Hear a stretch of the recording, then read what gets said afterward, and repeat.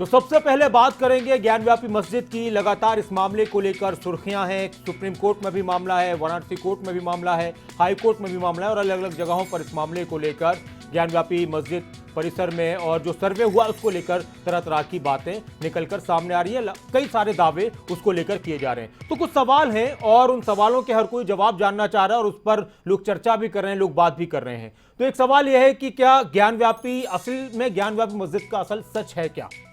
कब तक निष्कर्ष पर पहुंचेगी बात? क्या इतिहासकारों से कोई चूक हुई? सर्वे के दौरान मिले साक्ष्यों पर हिंदू पक्ष का दावा ठीक है कि वहां पर शिवलिंग मिला है, या फिर जो मुस्लिम पक्ष कह रहा है कि वो फव्वारा है? दूसरी बात यह कि क्या मंदिर तोड़कर बनवाई गई मस्जिद? ये एक बहुत अहम विषय है और इस पर पूरे देश में चर्चा हो रही है और मामला अब कोर्ट में भी है। तो जो कोर्ट में जब बातें पहुंच जाती तो फिर वहां पर बहुत सारी ऐसी चीजें होती हैं कि उस पर खुलकर भी बहुत सारे लोग नहीं बोलते हैं। तो इसी तरह से कोर्ट का सम्मान करते हुए जो भी अपने बयान इस मामले में दे रहे हैं, जो भी पक्षकार हैं, उन तमाम बातों का जिक्र कर रहे हैं। इसके अलावा अगर बात की जाए तो कुछ जरूरी जानकारियां हैं उस मामले से निकलकर कि क्यों किस तरह के सर्वे को लेकर बातें निकलकर सामने आई और सुप्रीम कोर्ट में क्या कुछ सुनवाई हुई। तो सुप्रीम कोर्ट में भी इस मामले को लेकर आज सुनवाई हुई और शिवलिंग मिलने का दावा करने वाली जगह की सुरक्षा सुनिश्चित करने का सुप्रीम कोर्ट ने आदेश दिया है।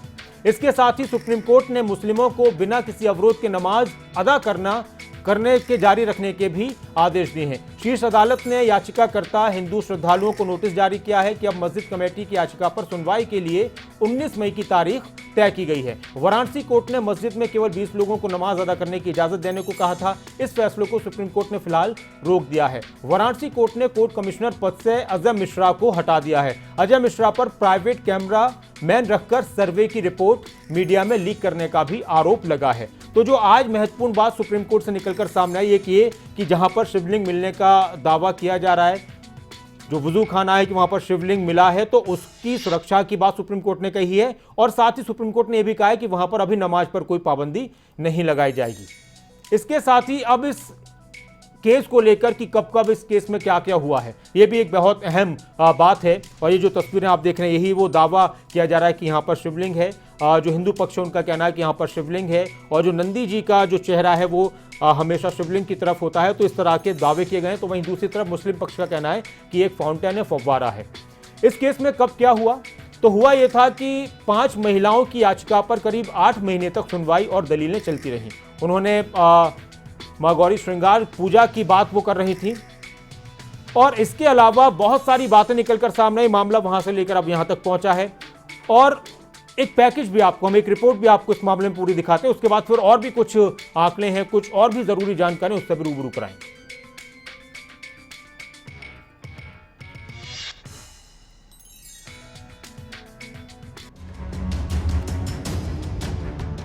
बनारस, वो शहर जो आस्था और संस्कृति के लिए देश ही नहीं दुनिया में अलग पहचान रखता है। कहते हैं यहाँ पर जन्म लेना भी आपके पिछले जन्मों के किए गए पुण्यों की देन है। तो यहाँ के गंगा किनारे के घाट पर मृत्यु के पश्चात अंतिम संस्कार होना मोक्ष का द्वार खोलता है। हिंदू मुस्लिम एकता के लिए ये शहर अलग पहचान रखता है। लेकिन इन दिनों बनारस की हर एक गली, हर एक चौराहे से लेकर सर्वोच्च न्यायालय तक चर्चा का विषय है ज्ञानवापी मस्जिद। इस मस्जिद की दीवार विश्व प्रसिद्ध काशी विश्वनाथ मंदिर से लगती है। विवाद की वजह इसे कह सकते हैं 1991 में एक याचिका हिंदू पुजारियों की तरफ से लगाई गई और मस्जिद के अंदर पूजा अर्चना करने की इजाजत मांगी गई। तब से लेकर अब तक सुनवाई का ये सफर अब तक जारी है। पिछले कुछ दिनों से ये मुद्दा ज्यादा गरमाया हुआ है। बात स्थानीय कोर्ट से लेकर सुप्रीम कोर्ट तक पहुंच गई। अदालत ने सर्वे की इजाजत दी। सर्वे हुआ तो दावा हुआ कि मस्जिद के अंदर शिवलिंग मिला है। इधर ज्ञानवापी मस्जिद मामले में सुप्रीम कोर्ट में अहम सुनवाई हुई।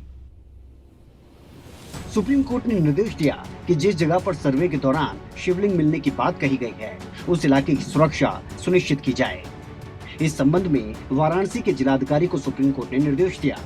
वहीं मुस्लिम बिना किसी अवरोध के ज्ञानवापी मस्जिद में नमाज अदा करना जारी रखें। सुप्रीम कोर्ट ने याचिकाकर्ता हिंदू श्रद्धालुओं को नोटिस भी जारी किया।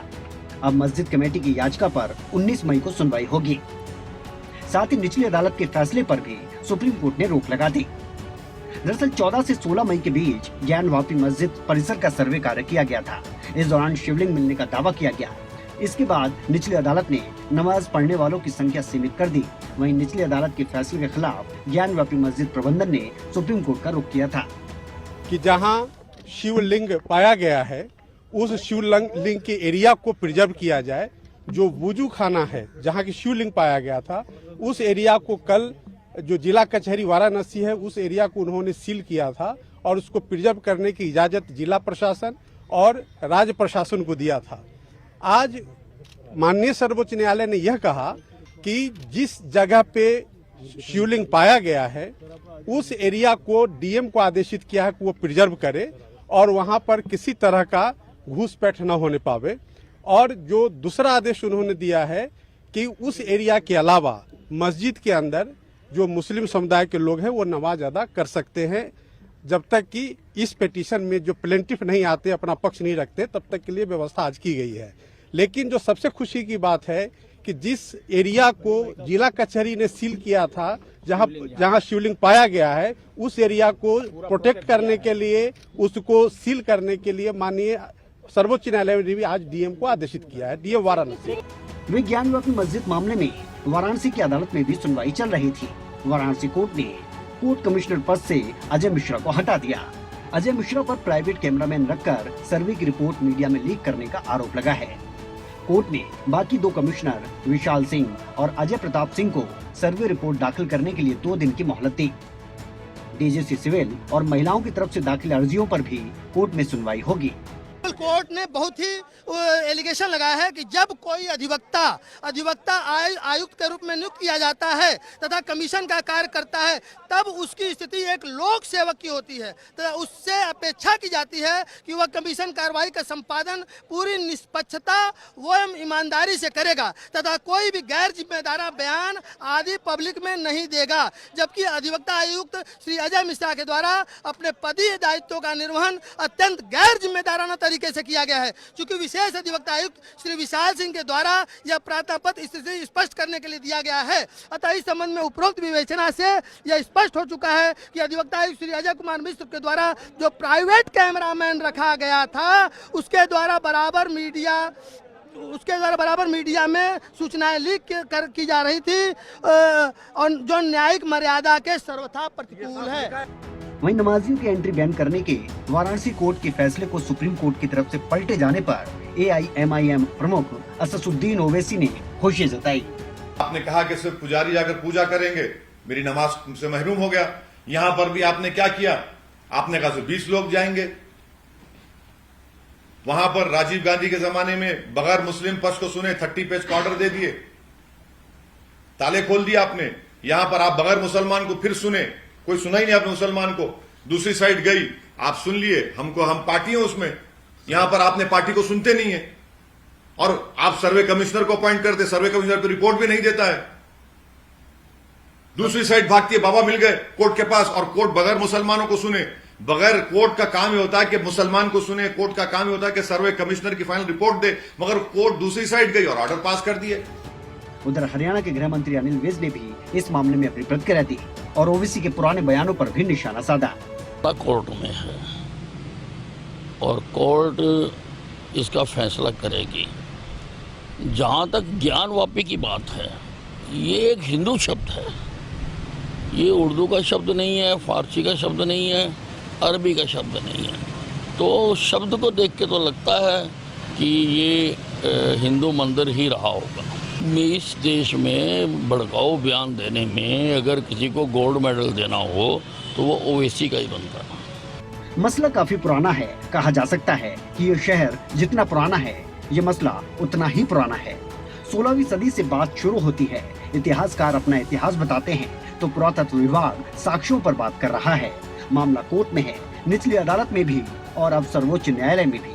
सच क्या है और झूठ क्या, वो तो साक्ष्यों के आधार पर ही निकलकर सामने आएंगे।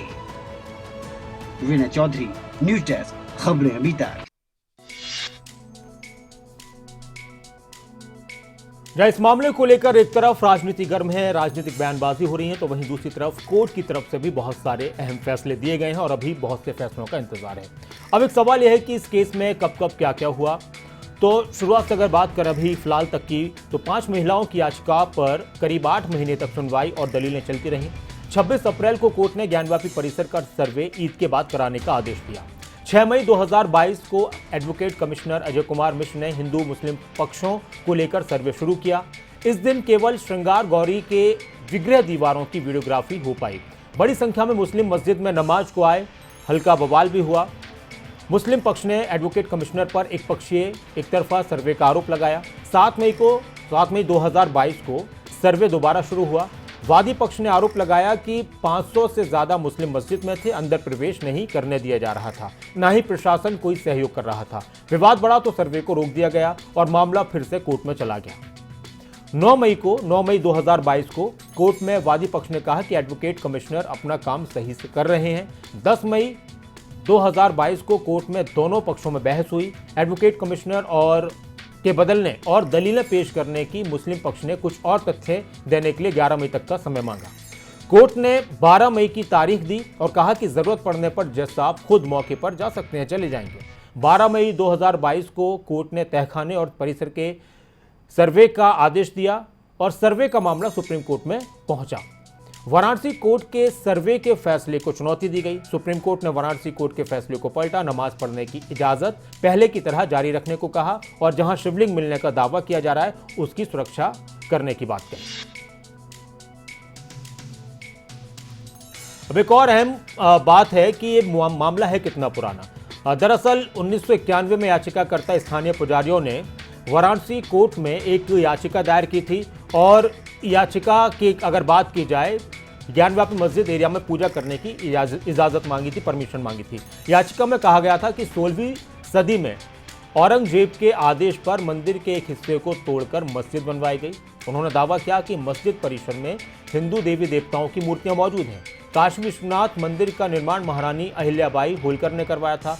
1991 के बाद से यह मुद्दा समय समय पर उठता रहा। इलाहाबाद हाईकोर्ट ने भी इस मामले की सुनवाई स्थगित कर दी थी। तब से अब तक ये मुद्दा समय समय पर गरमाता रहा है।